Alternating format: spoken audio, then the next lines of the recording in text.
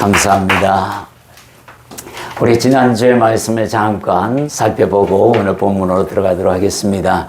지난주의 말씀이 뭐였죠? 시편 81편 15절의 말씀으로 복종하는 채 할지라도 라는 제목으로 여러분과 함께 말씀을 나눴어요. 계속해서 주님께서 우리에게 소망을 던져주고 있습니다. 여러분에게 채찍질하는 것이 아니라 주님의 마음을 전하시면서 이렇게라도 해라 라고 여러분에게 당부하시는 말씀이고, 네가 이렇게라도 하면 나는 이렇게 할 거야 라는 그런 비전도 제시해 주시는 거예요. 그래서 여러분들이 정말 내가 하나님을 알고 하나님을 경외하는 사람으로서, 예수 그리스도 안에 있는 사람으로서 복종하는 채라도 해야 되겠다. 하나님이 아버지 되시는데 내가 육체의 아버지의 말도 순종하려고 노력하는데, 나를 만드시고 내 조상을 만드신 하나님, 그 하나님이 내 하나님 되시는데 내가 복종하는 흉내라도 내야 되지 않을까, 이런 마음을 가지라는 거죠. 우리 시편 81편 15절의 말씀을 우리 한 목소리로 암송해 보도록 하겠습니다. 여호와를 미워하는 자는 그에게 복종하는 채 할지라도 그들의 시대는 영원히 계속되리라. 아멘. 주님께서 이 시편 아삽의 시를 통해서 우리에게 하시고자 하는 말씀, 이 시편의 배경에 대해서, 이 말씀이 나오는 배경에 대해서 여러분들이 또한 말씀을 전해 들었습니다. 여러 가지 해석이 있지만 오늘 본문의 말씀 여러분에게 전하는 것은, 믿는 자가 어떠한 이유인지는 몰라도 하나님께로부터 마음을 돌아서서 다른 길로 걸어가는 그 자를 향하여 주님께서 말씀을 하시는 거고, 또 더욱더 힘을 내라고 말씀을 하시는 겁니다. 그래서 사도 바울이 고린도전서 9장 27절에 내가 내 몸을 저 복종하게 하면 내가 남에게 전파하는 후에 내 자신은 오히려 버림받을까 두려워함이라, 이런 마음을 가지고 내 몸을 쳐서 복종하는 흉내라도 내라 라고 사도 바울이 우리에게 권면하는 것과 같이 아삽의 시도 그렇게 우리에게 권면했다라고 연결을 지으면서 말씀을 나눈 적이 있습니다. 버림당하기 싫어서 내가 내 몸을 치는 겁니다. 복음을 전하기 위해서 내가 내 몸을 치는 겁니다. 이것은 다 내 몸이 방해하는 요소들이기 때문에 어쩔 수 없죠. 세상에 살아가는 내가 세상을 향해 가는 게 당연한 일이지만, 하나님이 세상을 만드신 걸 안 이상은 세상이 아니라 하나님을 향해서 가야 된다라고 아삽이 분명히 시편을 통해서 우리에게 말씀하고 있어요. 복종하는 채, 그렇게 복종을 하다 보면 우리가 하나님이 하나님 되심을 알게 된다라는 거죠. 삼위일체 하나님이 일하시는 것을 보게 될 것이다 라는 거예요. 그리고 내 안에 계시는 성령님을 발견하게 되고 그 가르침에 드디어 순종하는 길이 열릴 것이다. 그때까지만 해도 하나님 앞에 복종하는 흉내라도 내거라, 이 얘기를 우리에게 당부하시는 하나님의 그 마음을 여러분들이 읽는다 그러면 정말로 네 하나님, 제가 그렇게 노력하겠습니다 라는 답이 아마 나왔을 거라고 봅니다. 복음을 전하는 데 있어서는 영역이 없습니다. 가족이 가장 먼저 되어야 되고, 친족이 되어야 되고, 민족이 되어야 되고, 땅끝까지 향해 걸어가는 이 복음, 그 사역을 우리가 게을리해서는 안 된다라는 거. 그리고 하나님을 경외하는 자가 받는 복, 우리가 이 땅에서 복에 대해서 참 많이 민감하잖아요. 그죠? 복 받고 싶어서 환장합니다. 사실 그렇지 않습니까? 복 싫은 사람 어디 있어요? 다 복 좋아합니다. 이 복을 하나님께서 안 주실 리 없습니다. 우리가 통로를 다르게 삼아서 그 복을 받지 못하는 것뿐이지, 통로를 바르게 잡으면 그 복은 굴러오는 겁니다. 내가 복을 쫓아가는 게 아니에요. 돈은 내 안에 스스로 돌고 돌다가 주인을 찾아서 내 안에 들어오게 되어야지, 내가 돈을 쫓아다니면 평생 돈 못 봅니다. 그런데 하나님께서 뭐라고 하냐면 그 모든 길이 하나님을 경외하는 데 열려 있다는 거예요. 그게 통로라는 겁니다. 그렇게 되면 시편 128편을 통해서 여러분들이 복에 대하여 형통한 복을 누리란, 이 형통의 복을 가장 좋아하잖아요. 우리가 그 복의 통로가 바로 하나님께 복종하는 채 할지라도 그 복은 네 것이 될 것이다 라고 얘기하며 그 복종하는 채가 언젠가는 진실하게 바뀔 것을 기대하고 나아간다는 거죠. 이렇게 했을 때 주님께서 우리가 15편을 읽었지만 16편에 6절에 보면 15절에 보면 우리가 오늘 암송했지만 16절에 이어서 보면은 또 내가 기름진 밀로 그들에게 먹이며 반석에 나는 꿀로 만족하게 하리라 이렇게 약속하셨어요. 이거는 이 땅에서 누리는 복이잖아요. 그죠? 그러니까 여러분들이 정말 이제부터라도 하나님의 말씀을 정확히 알고 내가 내 몸을 쳐 사도 바울처럼 그렇게 복종하는 채 흉내라도 내서 언젠가는 진실된 사랑으로 하나님 앞에 서야지라는 그런 마음 가지기를 소망해 봅니다. 오늘 말씀 주제를 한번 보도록 하겠습니다. 오늘 말씀은 요엘서 2장 12절의 말씀으로 이제라도 라는 제목으로 여러분과 함께 말씀을 나누고자 합니다. 요엘서 2장 12절의 말씀을 우리 다 한 목소리로 봉독하도록 하겠습니다. 여호와의 말씀에 너희는 이제라도 금식하고 울며 애통하고 마음을 다하여 내게로 돌아오라 하셨나니. 여기에 보면 오늘 뭐라고 말씀하냐면 그 말씀의 배경을 한번 여러분에게 설명해 드리면 이렇습니다. 요엘 선지자는 남유다 왕 요아스 왕 때에 일어난 선지자입니다. 이 요아스는 누구냐 하면 할머니가 아달랴예요. 아하시아라는 아버지가 1년 만에 왕위에 복귀하고 1년 만에 죽습니다. 그런데 할머니가 아들이 죽자마자 아달랴가 데모를 일으켜. 이 아달랴가 누구냐면 북이스라엘의 아합과 이세벨의 딸이에요. 그래서 이 딸과 여호람이 남유다 왕 여호람이 결혼해서 낳은 아들이 아하시아고 그 아하시아가 1년 동안 왕위에 있다가 죽음으로 말미암아 그 어미가 아달랴가 뭐냐면 반역을 일으킵니다. 반역을 일으켜가지고 최초로 남유다의 여왕이 돼요. 여왕이 되는 과정에서 아들, 손주, 즉 손주까지 싹 다 죽여버립니다. 그리고 왕위에 등극해요. 아주 잔인한 여자예요. 아주 수치스러운 남유다의 최초의 여왕이자 마지막 여왕이 됩니다.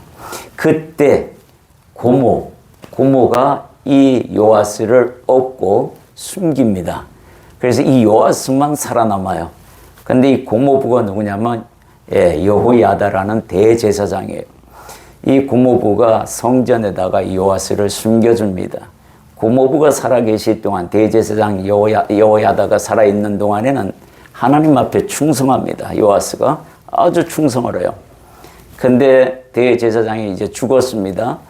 죽고 난 뒤부터는 이제 신하들이 이름 있는 신하, 높은 신하들이 우상숭배를 권유합니다. 하나님을 떠난 일을 벌여요.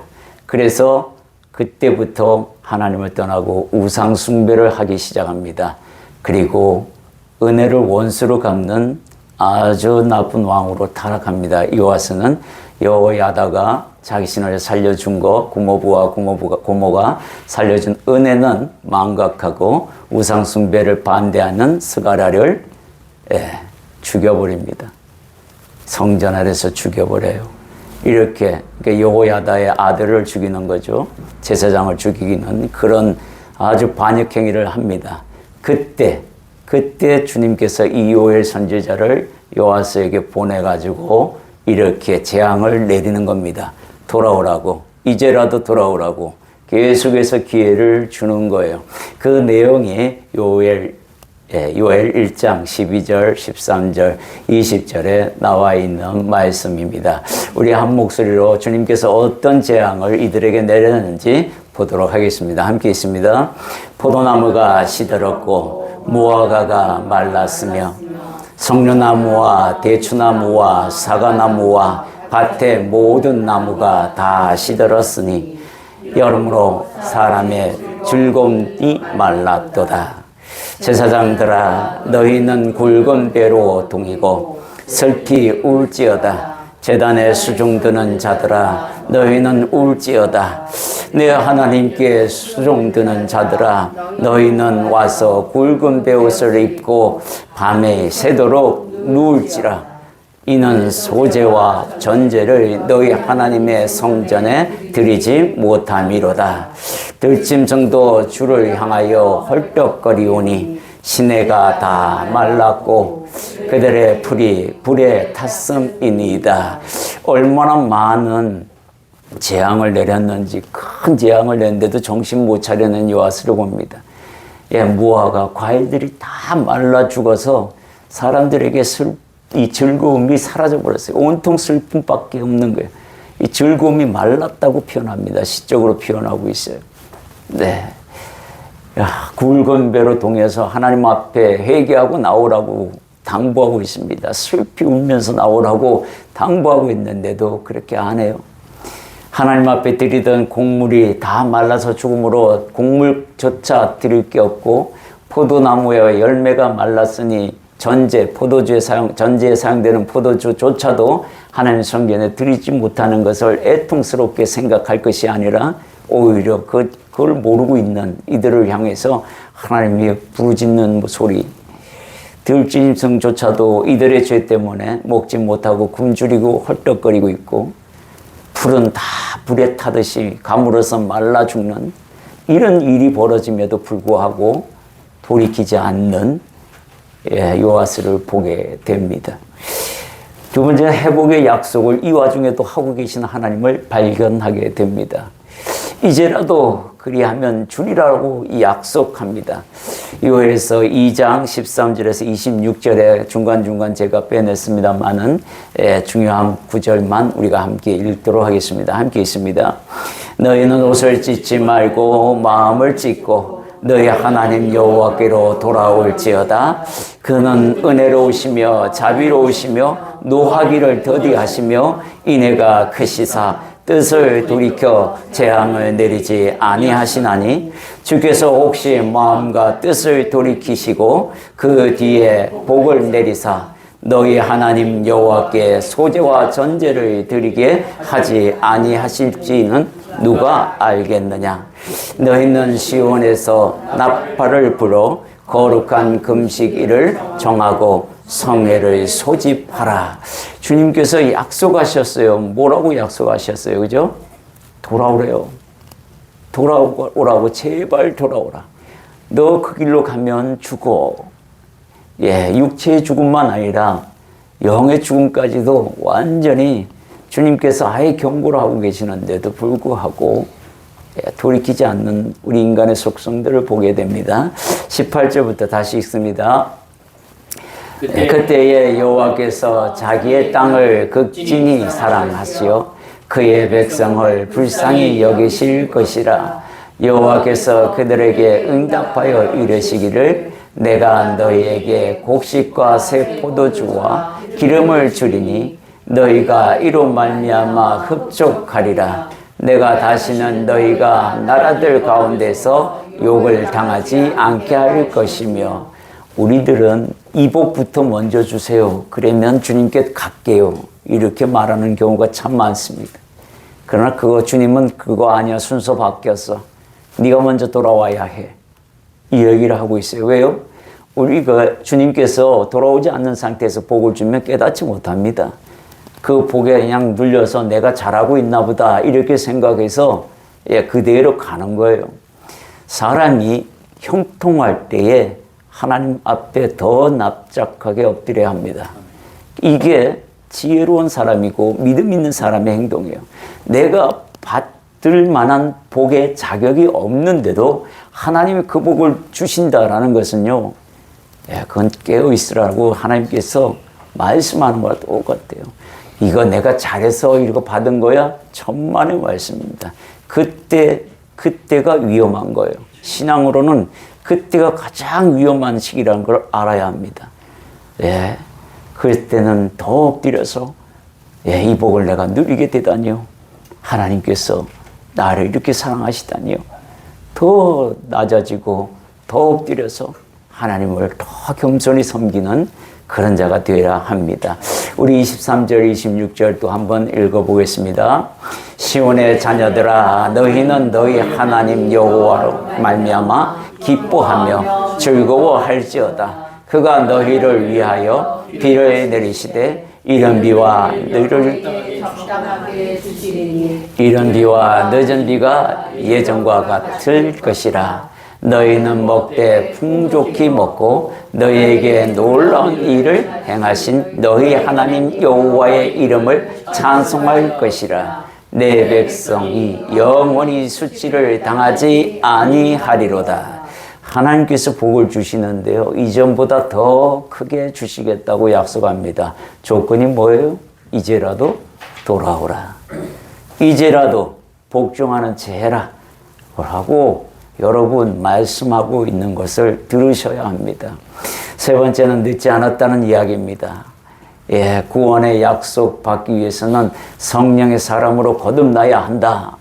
네가 돌아오면 내가 이렇게 할 거야 하고, 또 요엘서 2장 28절, 29절, 32절에 그 말씀을 전하고 있습니다. 함께 읽어보겠습니다.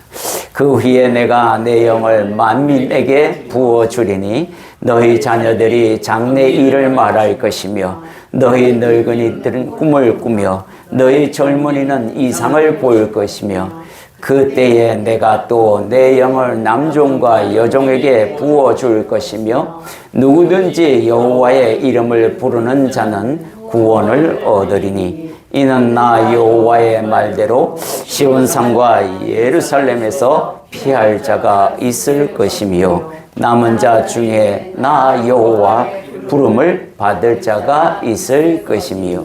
아멘. 여기에 보면 뭐라고 되어 있어요? 참 재밌어요, 표현이. 너희 자녀들이 장래 일을 말할 것이고 너희 늙은이는 꿈을 꾸며. 이게 늙은이가 꿈을 꾼다는 것은요, 다 늙어서 이제 쓸모없는 몸뚱아리가 뭘 하겠어 라는 그런 마음 갖지 말라는 거예요. 꿈이라는 것은 여기 비전을 다 얘기해요. 자녀들은 장래 일을 말한다는 것은 내 꿈과 비전이 이런 겁니다. 늙은이도 꿈을 꾼다라는 거죠. 비전을 제시한다는 거예요. 내 몸은 비록 노하였어도 하나님께서 내게 이런 비전을 주셨다라는 꿈을 버리지 말라고 이야기하는 겁니다. 너희 젊은이들은 이상이 뭐예요? 이상도 다 꿈이에요. 다 꿈이에요. 비전이에요, 비전. 하나님의 사람은 비전을 가지고 사는 겁니다. 이것을 우리에게 이야기하고 있습니다. 오늘 우리가 여호와께로 돌아오자, 여호와께로 돌아가자, 이 찬양 부르고 이어가도록 하겠습니다. 우리 특성으로 안수장님 모시겠습니다.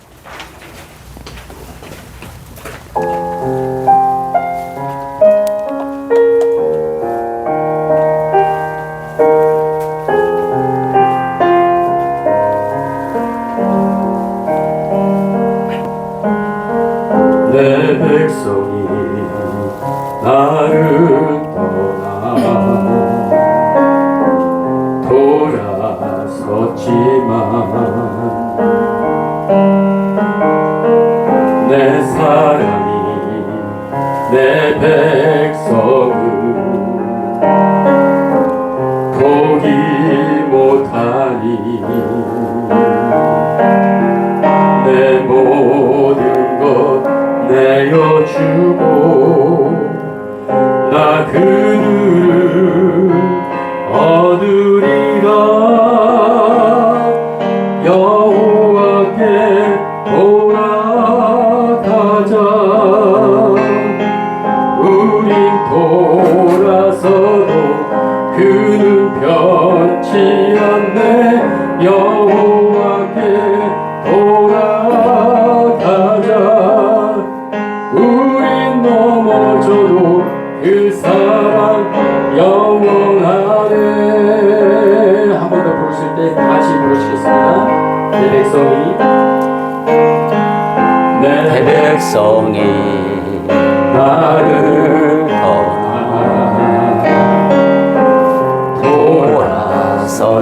돌아섰지만 내 사랑이 내 백성을 포기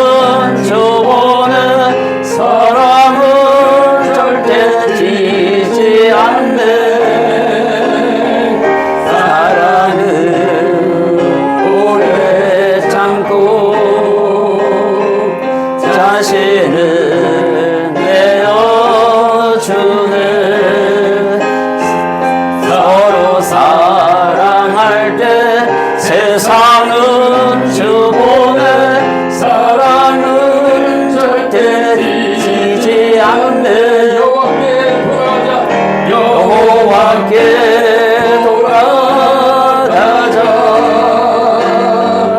우리 돌아서도 그는 변치 않네. 여호와께 돌아가자.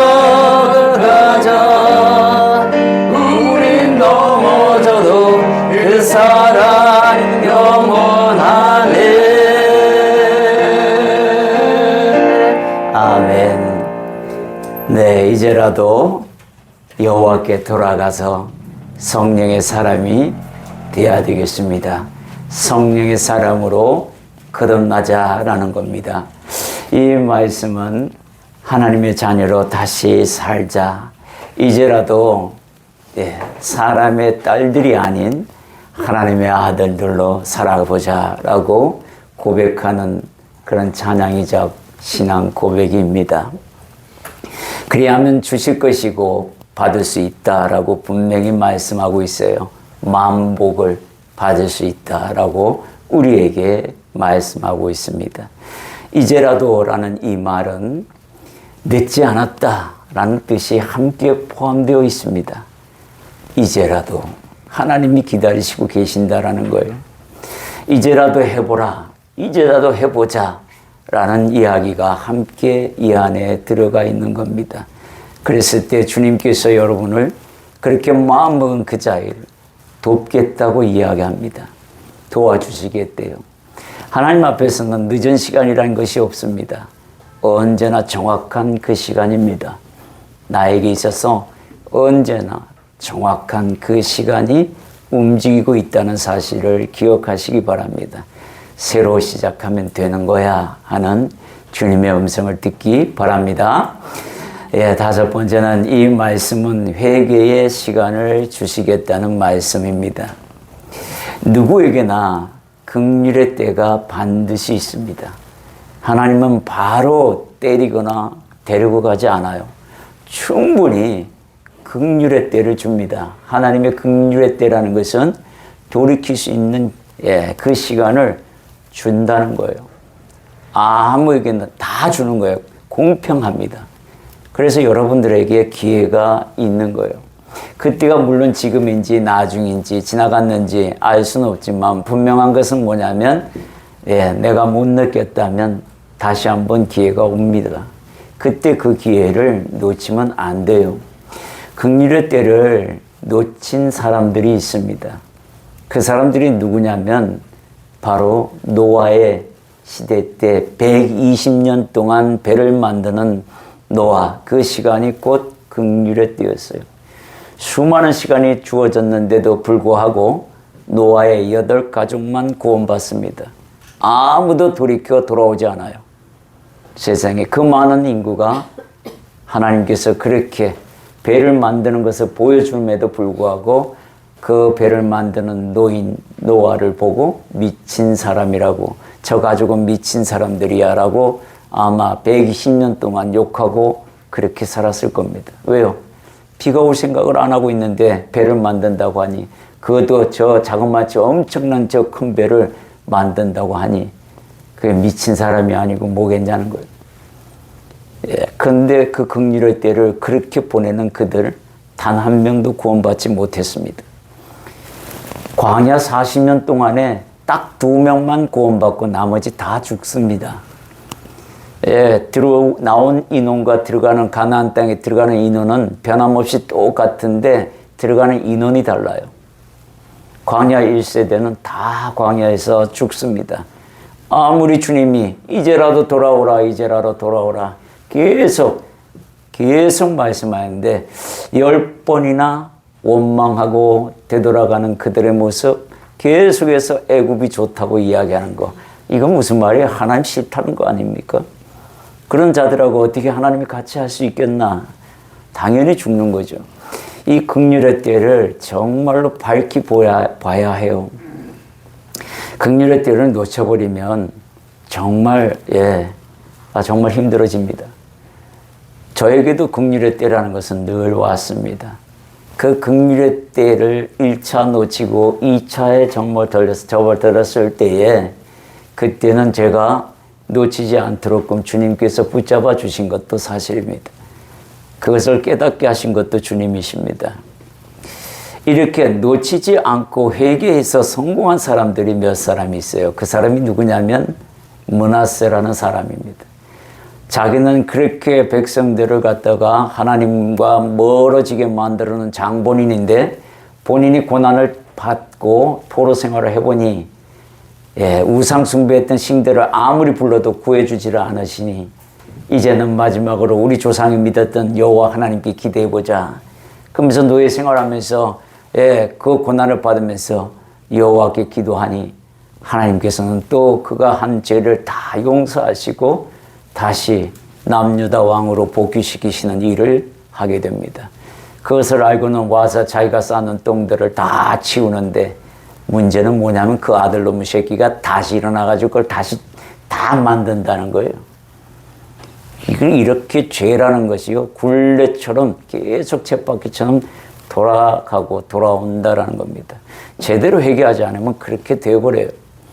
요나도 마찬가지입니다. 요나도 하나님의 뜻에 어긋나서 어디로 도망갑니까? 다시스도 도망가다가 마침 또 배도 기차게 준비되어 있어요. 마귀가 도와요. 너 하나님 일 안 하려고 도망가지? 내가 도와줄게. 착착 진행됩니다. 아주 순조롭게. 그러다가 어떻게 됩니까? 풍랑을 만나서 끝내는 바닷속에 던져지고 고래배 속에서 기적 같은 삶을 3일 동안 있다가 니네 성으로 다시 돌아가서 그것도 일하는 채 하잖아. 일하는 채. 얼마나 사람 마음이 악한지 이 요나 보고도 다 보여줍니다. 지 고집 안 버리잖아요. 끝까지 내가 옳다고 얘기하는 거. 우리들은 제3자 입장에서 요나를 봤을 때에 요나의 잘못된 부분을 다 볼 수 있습니다. 그러나 내가 제3자의 눈으로 봤을 때 나는 안 보입니다. 여러분들이 일기장을 쓰시고 그 일기를 되돌아볼 때요, 그 일기가 잘못됐구나, 내가 왜 이런 생각을 했을까, 이렇게 먼 시간 뒤에 다시 돌아봤을 때는요, 그렇게 안 보인답니다. 그때 그 시절에 그 감정이 다시 살아나서 내가 이게 바로 쓴 거야, 이렇게. 회개하기가 쉬운 게 아닙니다. 사실은 하나님의 도움이 없이는 회개하기가 힘들어요. 이런 부분들이 있어요. 포로 생활 70년 주었어요. 하나님 이거 긍휼의 때입니다. 그죠?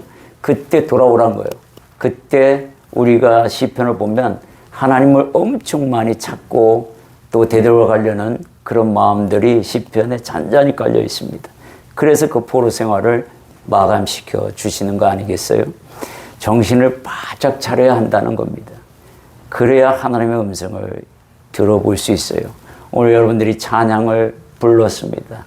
그의 사랑은 변함없습니다. 문제는 나한테 있는 거잖아요. 내가 떠나서 문제가 생겼지 하나님이 떠나서 문제가 생긴 것은 아니라는 사실이에요. 그래서 이제라도 정신을 차리고 여호와께 돌아오라고 말씀하고 있는 겁니다. 여호와께 돌아가야 되는, 그 돌아올 수 있는, 또 그렇게 돌아가야만 하는 데 있어서 갖춰야 할 조건들이 있습니다.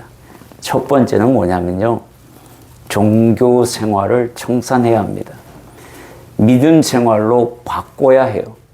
우상을 숭배하는 것도 다 믿음으로 우상을 숭배한 사람들입니다. 여기서 종교 생활을 버리라는 것은 뭐냐면 기복신앙을 버리라는 얘기입니다. 복은 빌어서 받는 게 아닙니다. 우상이 복을 빌어서 받는 거라고 말하지만 우리 기독교는 복을 빌어서 받는 게 아니에요. 전반기에 이야기했죠. 전초에 이야기했죠. 뭐로 받는 거예요? 하나님을 경외함으로 받는 거예요. 복은 하나님을 경외함으로 말미암아 그냥 굴러 들어오는 거예요. 하나님이 약속했기 때문에 하나님께서 뭐예요? 나를 경외하는 자에게는 이런 복을 줄 거야 라고 분명히 언약을 하고 있어요.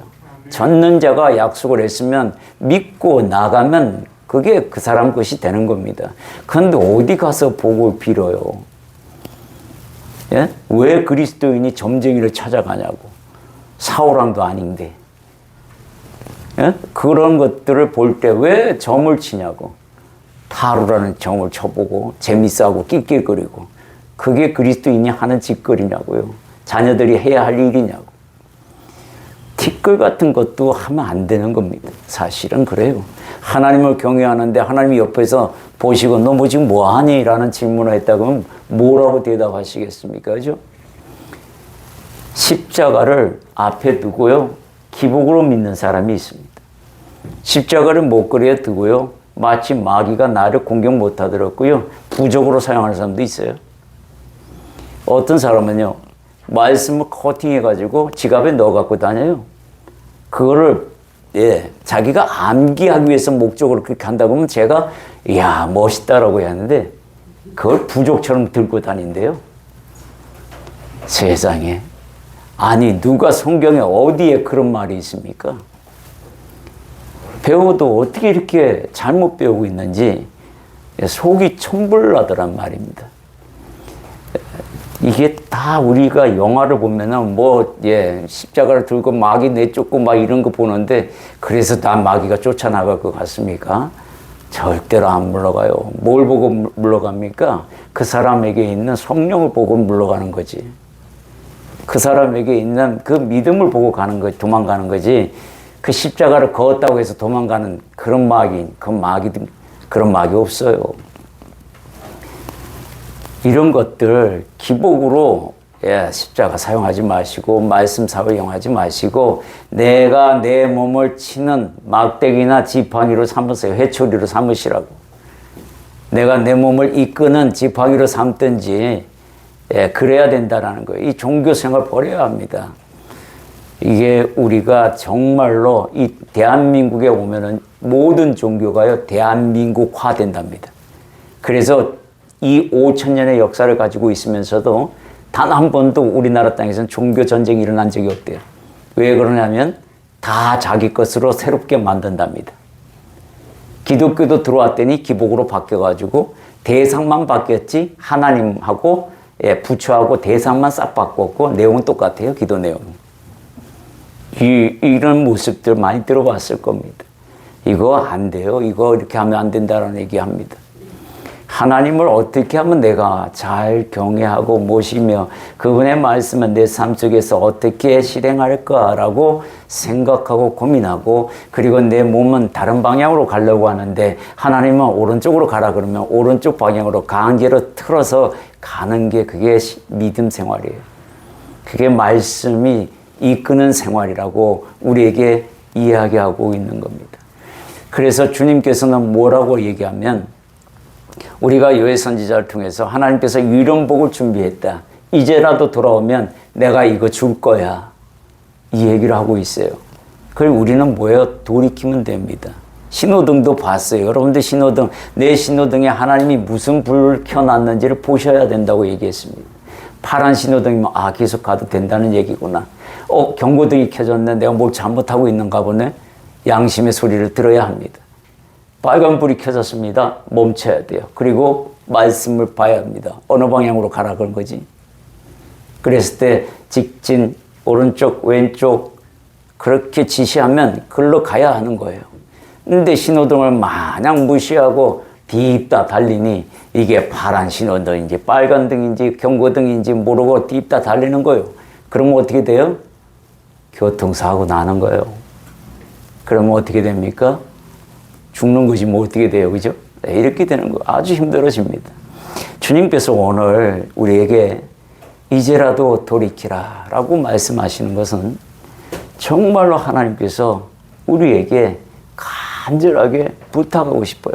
나 이렇게 너를 위해서 복을 이렇게 많이 쌓아놨는데 나 이거 너 주고 싶은데 네가 아직 자격이 없어. 그러니 지금이라도 늦지 않았다. 말씀 보고 열심히 하나님의 말씀을 듣고 내가 내 몸을 쳐서 복종케 하는 그런 일들이 있기를 소망한다 하고 하나님이 우리에게 당부하고 있습니다. 마지막에 보면요. 하나님께서 이제라도 돌아오라고 하신 이유가 있습니다. 그것은 뭐냐면 하나님께서 재앙과 진노를 멈추고 싶다는 속마음을 드러내시는 거예요. 나 너에게 준 이 징계 이거 나 원치 않는다. 야, 그러니까 돌아와. 나 이거 거두게 돌아와. 제발 돌아와. 어떻게든 용서하고 싶어 하시는 하나님의 마음을 보셔야 해요. 저는 그런 마음을 보게 됩니다. 아버지가 마음 아파서 우는 눈물, 너무 많이 울어서 눈이 퉁퉁 부어있는 돌아온 탕자의 렘브란트가 그린 그 성화를 보면 아버지의 두 눈이 퉁퉁 부어 있습니다. 아들은 신발 한 짝은 없어지고 신발 한 짝만 있고 거죽대기 옷 하나 걸치고 있는데요. 아버지가 그 아들을 안는 손이, 양손이 한쪽 손은 아버지와 같이 거친 손이고 한쪽 손은 부드러운 어머니 손입니다. 그렇게 그려놨어요. 렘브란트가 그렇게 그린 것은 아버지의 마음을 상징적으로 표현했습니다. 너를 기다리는 그 동굴 밖에서 나간 즉시 하루도 멀지 않고 가서 언제나 돌아올까 기다리는, 눈물로 기다리는 그 아버지의 마음. 그리고 내가 너를 이제부터는 지켜줄 거야 하고 아버지의 그 강한 손과 내가 어머니의 사랑처럼, 엄마의 사랑처럼 널 부드럽게 맞이해 줄 거야. 다 용서해 줄 거야. 그 어머니의 손. 그렇게 맞이하는 하나님 아버지. 언제든지 그렇게 준비하고 계시는 아버지의 마음. 돌아오라. 이제라도 돌아오라. 내가 네 품이 그립구나. 라는 그 주님의 말씀을 여러분이나 저나 귀담아 듣고 또 발견하고 내 모든 것 중에서 정말 잘못된 것들이 있으면 티끌만한 것도 다 지워버리려고 그러고 버려버리려고 그러고 배설물로 여기고 하나님 이거 싫어하시죠? 저도 싫어합니다. 하고 가려고 하는 그 마음을 볼 때 하나님께서 얼마나 기뻐하실까. 이제라도 하나님께서 우리에게 당부하고 계십니다. 그렇게 우리에게 말씀해요. 아브라함에게 이삭을 바치라고 말합니다. 그때 주님이 뭐라고 말씀하냐면 내가 이제야 네가 하나님을 경외하는 줄 아노라.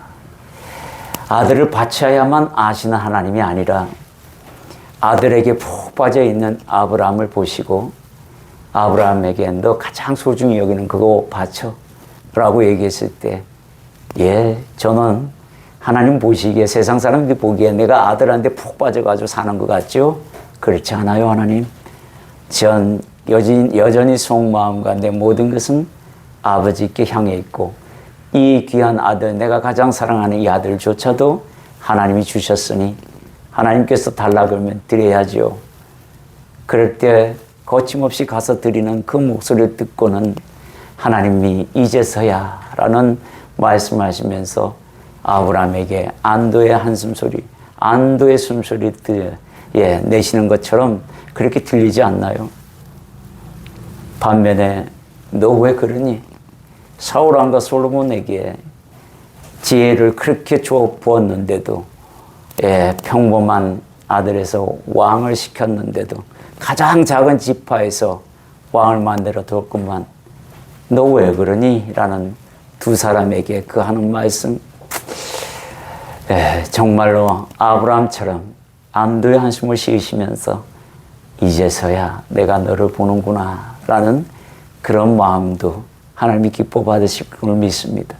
여기에 너 왜 그러니? 라고 해당하는 사울왕과 솔로몬에게 하신 말씀이 내게 저촉이 된다면 오늘 이 말씀을 들으시기 바랍니다. 이제라도 돌이키라. 그러면 됩니다. 하나님은 너 왜 그러니 하고 가차없이 야구방망이 같이 딥다 때리는 분이 아니에요. 그런 분이 절대 아닙니다. 반드시 긍휼의 때를 보여주시고 기다려 주십니다. 그때 들으셔야 합니다. 이제라도 와서 하나님 앞에 겸손히 무릎 꿇고 나아가는 저와 여러분이 되기를 소망합니다. 정리해 드리겠습니다. 오늘 말씀의 배경을 한번 살펴보았습니다. 요엘 선지자가 왜 이런 말씀을 했는지 우리가 한번 살펴보았어요. 회복의 약속을 하시는 겁니다. 이제라도 돌이키라는 것은 하나님의 회복이 뒤에서 기다리고 있다는 것을 기억하시기 바랍니다. 늦지 않았다는 말씀을 하고 계십니다. 구원을 약속받기 위해서는 성령의 사람이 되어야 되고 성령으로 거듭나야 합니다. 이것은 불변의 진리입니다. 이제라도 성령의 사람으로 거듭나서 하나님의 말씀을 마음에 두고 나아가야 합니다. 긍휼의 때를 보내고 있는 사람은 밝히 하나님의 말씀을 보고 그 긍휼의 때를 놓치지 말고 하나님 앞에 조용히 나와 경외함을 회복하고 예배자를 회복하고 하나님께 나아가기를 소망합니다. 노아의 시대와 광야의 시대들을 주님 앞에서 그 긍휼의 때를 그냥 보냈던 사람들, 갈렙과 여호수아를 제외한 모든 사람들이 그 때를 놓쳐버리는 그 결과를 우리가 보았습니다. 네, 회개에 성공한 인물들도 므낫세와 또 요나의 그러한 고백들을 통해서 포로 생활 70년을 통해서 우리가 한 번 또 보았어요. 이렇게 사람은 맞아서 정신 차리는 보다도 맞지 않고 정신 차리는 게 더 낫지 않겠어요, 그죠? 그러나 우리가 인생을 살다 보면 그러지 못하는 환경이 있습니다. 하나님도 그걸 아시기 때문에 긍휼의 시간을 주시는 거고 이제라도라는 이 말씀을 하시는 거 아니겠습니까?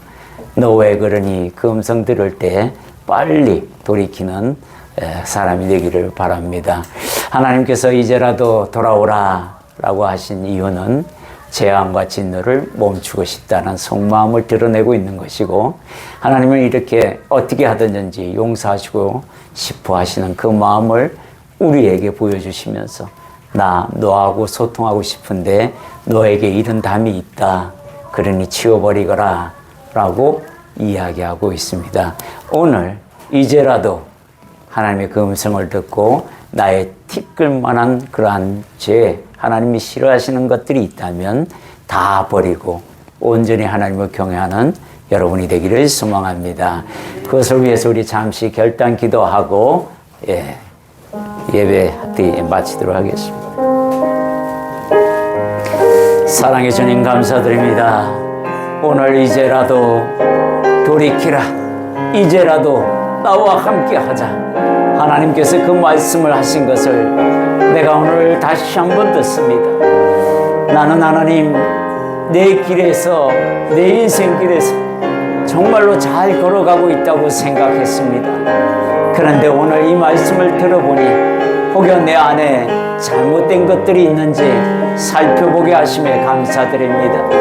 이제 살펴본 결과 하나님 앞에서 내가 부끄러운 것들이 조금씩 생각나오니 잊어버리고 나갔던 그것들을 다시 생각하고 회개하게 하시고 돌이켜 하나님께 향하게 하시니 더욱 감사를 드립니다. 하나님, 내가 혹여 십자가를 기복으로 믿었지는 않았는지요. 내가 십자가를 하나님의 말씀을 기복으로 말미암아 부적처럼 달고 다니지는 않았는지요. 오늘 그 말씀이 내 마음판을 찌릅니다. 하나님의 말씀은 능력이 있고 하나님이 주신 그 십자가도 능력이 있음을 압니다. 그러나 그것을 내 복의 통로로 삼았다는 것은 잘못된 일이라 생각하고 오로지 하나님의 사랑의 통로로 오로지 하나님의 은혜의 통로로 그렇게 거듭나게 볼 수 있도록 길을 열심히 감사드립니다. 할렐루야. 은혜에 감사를 드립니다. 주님 감사합니다. 이제라도 하나님께서 우리를 향하신 기다리고 계시는 그 마음을 보게 됩니다. 눈물로 우리에게 그렇게 말하고 계심을 봅니다. 내가 내게 재앙을 내리고 싶지 않다. 내가 내게 그 재앙을 그치고 싶다. 거두고 싶다라고 말씀하시는 것 같아 우리에게 희망을 봅니다. 이제라도 하나님, 내가 십자가를 기복으로 믿었나이까 버리겠나이다. 진심으로 하나님의 사랑을 깨닫고 그 사랑에 감사함으로 깨어있는 그런 십자가로 믿겠나이다. 주의 말씀은 내가 부족으로 사용하였나이까 혹여 그런 일이 있다 하더라도 우리 하나님 용서하여 주시고 이제부터 하나님의 말씀의 능력이 무엇이든지 내 삶을 실천하여 그것을 경험하도록 하겠나이다. 주님, 오늘 이 말씀 깨닫게 하시고 이제라도 돌이키라는 그 말씀 감사드립니다. 이후로도 하나님 그 말씀에서 벗어나지 않는 삶이 되게 하시고 고난의 십자가, 그 십자가를 내가 지고 나아가겠나이다 다짐하는 우리 갈매뼈 행복교회 모든 성도들 기억하여 주옵소서. 예수님 이름으로 기도드립니다. 아멘. 네, 우리 찬송가 620장 여기에 모인 우리 찬양하고 봉헌성하겠습니다.